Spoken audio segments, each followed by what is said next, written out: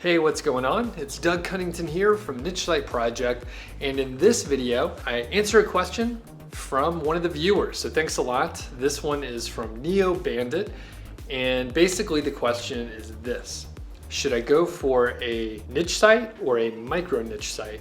And the semantics are really important here, and I sort of picked it out based on the context of how Neo asked the question. So his definition or her definition is around like whether you have just one product on your site or many products on your site. And for me, I would say go for many products. You want to basically like brand your site so that you can expand and add more products in the future. If you go for like a micro niche site, which I never use that term, I've never used it before, but it's out there in the world. So a micro niche site is maybe about like one product, and the way Neo mentioned it was like one product, and maybe you could talk about different applications, but in my opinion that's just a waste of time. Like, what is the point even, unless you happen to be like super into it? And I'm looking at a microphone right now right in front of me, so if I just made a whole website only on microphones because I'm obsessed with microphones and I'm only covering like one type of microphone that goes on top of a DSLR. If that's my passion, then sure, go for it. But basically, if you're like starting a site, which Neo, I think that's what you're trying to do. You're starting a site and you're like, hey, I want it to grow. I want it to be a long-term project and I want to learn from it, so on and so forth. You're going to want to like brand it in a broad way.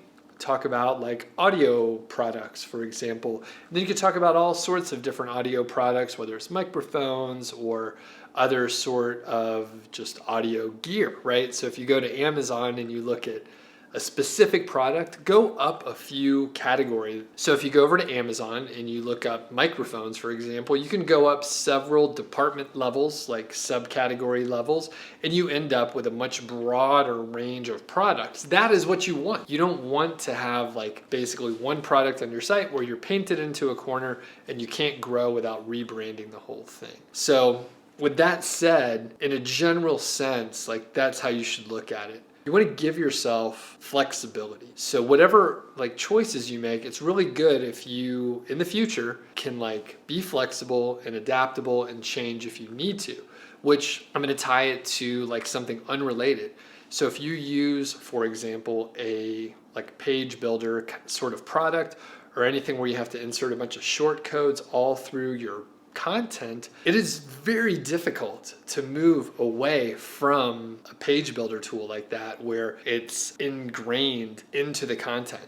If you want to just change a theme, you can't just like migrate it over. A lot of things break if that happens. So I'm drawing a kind of a large analogy, but it's one of the reasons why like any of the page builders out there, again, that use short codes or any sort of formatting where you can't just like change to another theme, you're screwed. They got you. You can't get away from that without a big migration.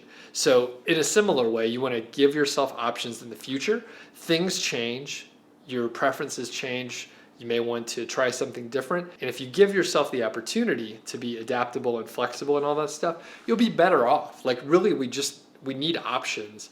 We want to be able to like change and adapt in the future. But like if you just pick one product for your niche site, you're stuck. That's the only thing you could talk about. So anyway, if you're new to the channel, have a look at some of the other videos. I talk about affiliate marketing, internet marketing, SEO, keyword research, some other random stuff too. So if you like what you see, please subscribe. And if you want to get a hold of all the templates that I have, you can go to nichesiteproject.com, click the green button, enter your name and email address, and then I'll send you a bunch of cool stuff. All right, so we'll catch you on the next one. Thank you.